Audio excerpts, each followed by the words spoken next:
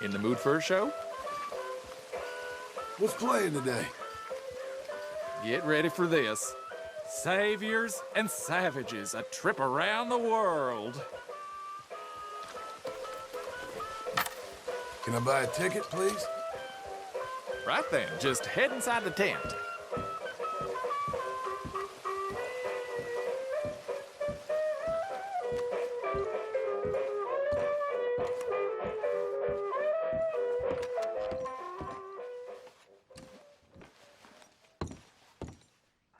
Welcome, one and all.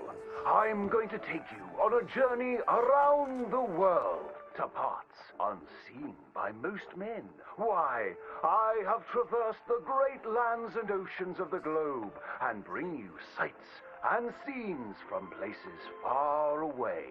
Yes, a great deal of the world is populated by unwashed savages that don't have the decency to cover their reproductive organs. First, to jolly old England. You may wonder why, when you meet a British person, they have tiny red eyes, big ears, and long noses. We can now reveal the truth. Since the opening of the Underground Railroad system 30 years ago, the entire of London has moved beneath the earth. Just think of the joy children must feel being able to play unfettered by rain or refinery smoke. They are a dignified people, living among stalagmites in their dainty hats. And they have an underground king who worships an underground garden gnome. Have any of you been to New York City? It seems like the whole world is ending up on that tiny island. Now there's Lady Liberty, a marvelous statue. To welcome all the Irish people moving to our great country after all those potato problems. They are welcomed by tourists who toss potatoes out of the head of that lady. In New York City, they are making buildings so high, one day you can walk to the moon for a picnic. Wouldn't that be grand? It's true. Now, we spoke of that unwashed statue. It was a gift from France. How do you think France paid for such a gift? Wanton prostitution? Selling of wine and horse meat? No, sir. I'm here to tell you that underneath the streets of Paris, they have discovered black gold. That's right. And a few years ago, Gustave Eiffel of the Eiffel Oil Company built the tallest oil derrick in the world.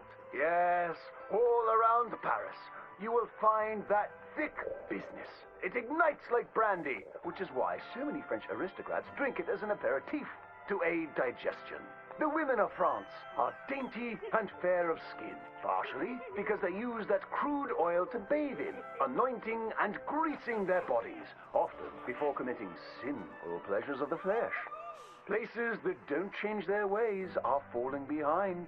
Visit the streets of Italy, and there is literally nobody left. The churches are empty. There's nobody drinking tiny coffees and slurping spaghetti in the streets. The Italians have never been known for good architecture, and their crooked buildings are falling over. Where have all the hairy women and men gone? Where are them Italians?